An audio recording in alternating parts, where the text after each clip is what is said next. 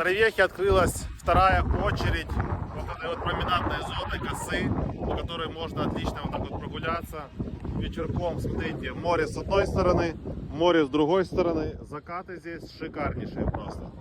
Ну и, конечно же, еще не до конца, но скоро-скоро, надеюсь, уже будет полностью готов этот объект, и можно будет насладиться классными прогулками, полюбоваться рассветами, закатами с этой точки. Действительно классно. Здесь вот полно баров, ресторанов.